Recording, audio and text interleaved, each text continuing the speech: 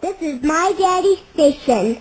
I'm Pooh, classic radio like you always wished it could be. 101.1 FM, eager.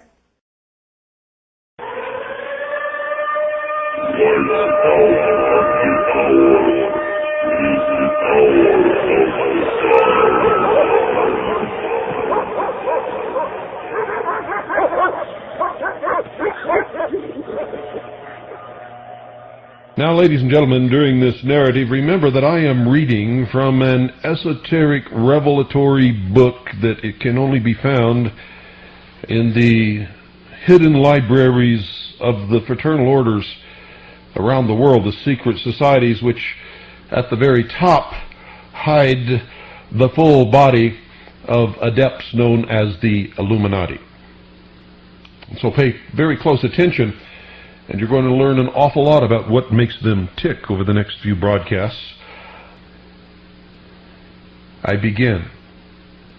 Little could the ancient mythologists and sages have foreseen that the fabulous narrations which their genius devised to cloak high truth would end by plaguing the mind of the Western world with 16 centuries of unconscionable stultification. They could not possibly imagine that their allegorical constructions to dramatize spiritual truth would so miscarry from their hidden intent as to cast the mental life of half the world for ages under the cloud of the most grotesque superstition known to history. Nor could they have dreamed that the gross blindness and obtuseness of later epochs would cite these same marvelously ingenious portrayals as the evidence of childish crudity on the part of their formulators. Who could have suspected that a body of the most signal instrumentalities for conveying and preserving deep knowledge ever devised by man would become the means of centuries of mental enslavement? Nothing more clearly evidences the present age's loss of fixed moorings in philosophical truth than the inconsistency of its attitudes toward the sacred scriptures of antiquity. The general mind, indoctrinated by priestcraft, regards them as infallible revelations and holds them as fetishes, which it were a sacrilege to challenge, while theological scholarship hedges from pious veneration of them over to outright skepticism of their divine origin, swinging more recently to a view which takes them to be the simple conceptions of men just emerging from cave and forest barbarism. The character of divine dictation and absolute wisdom assigned to them on the one thesis has yielded to that of ignorant speculation of primitive folk on the other. That there is a possible truer characterization of them lying midway between the extravagances of these two extreme views has not seemed to come through to intelligence at any time. It has not occurred to students of religion that ancient scripts are the work neither of supreme deity on the one side, nor of groping infantile humanity on the other, but that their production must be sought in a region intermediate between the two. They came neither from supernal deity nor from common humanity, but from humanity divinized. They were the output of normal humans, graduated to divine or near divine status. St. Paul's, quote, just men made perfect, end quote.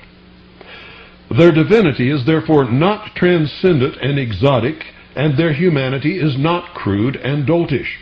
They bear the marks, therefore, of human sagacity exalted to divine mastership. We have here the ground for the only sane acceptance of the ancient scriptures as books of accredited wisdom.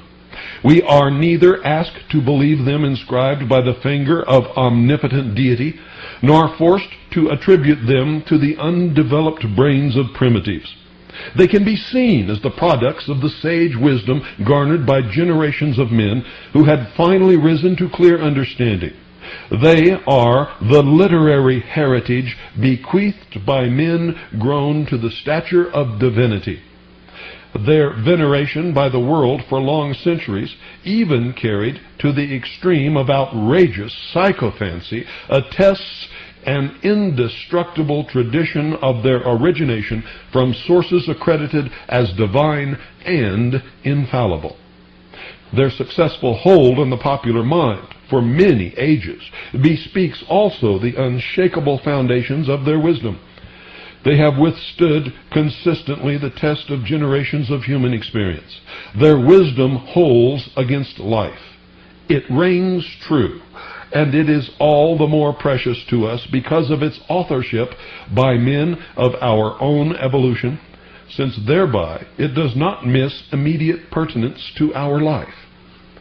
Both the conventional views of Bible authorship have militated against the possible high service of the Scriptures to mankind. The theory of their divine dictation to holy men of old has led to the abject surrender of the rational mind before their impregnable fortress of direct assertion, its hypnotization by a fetish, and the crippling of its native energies. The theory of their production by early crudity tends to the disparagement of the value and validity of their message. The other view here advanced preserves their venerated authority while it brings their authorship from alleged cosmic divinity back to men of earth. It preserves mental integrity by enabling us to assign scriptural authorship to human agency, where it alone is acceptable. It is understandable that evolved men with vision opened to knowledge of the laws of life would indite sage tomes for the enlightenment of those less advanced. In any case, the Bibles are here. They must be accounted for. The phenomenon of their existence among the nations, their hoary age, their escape from destruction through the centuries, the ineradicable tradition of their divine origin and authority, their almost universal veneration, must all find some factual ground of explanation. The theory offered in refutation of the two conventional ones seems the only one that provides such a rational and acceptable basis. And since the belief in their sacredness generally persists, it cannot be regarded as less than momentous that the world should know of a surety that, while these revered relics are not the voice of the personified cosmos, neither are they the mere speculative romancing of cavemen or scholastics. They are the sure word of perfected wisdom.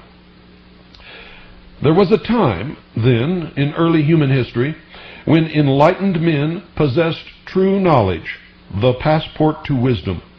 Clear and concise answers to the profoundest problems of philosophy were known.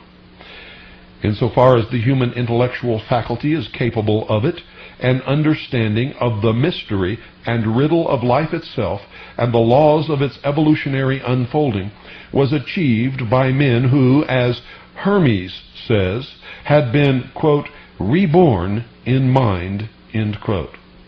Philosophy was no more, quote, speculative enterprise, end quote, or tilting at logical windmills.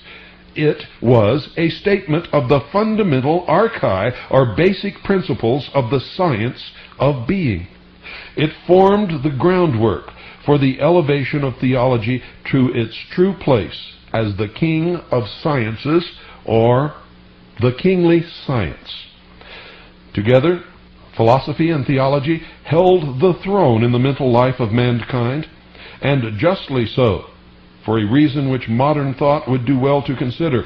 They must ever be the ultimate science because they motivate finally the use we make of all other sciences. They hold final answers to all life's problems. They are the determiners of all human action in the end. They alone can direct man finally to the path of good, or by no other means can he learn to know what constitutes the good. The sore need of the world today is the restoration of philosophy to supply the proper motivation and end of action. Though zealous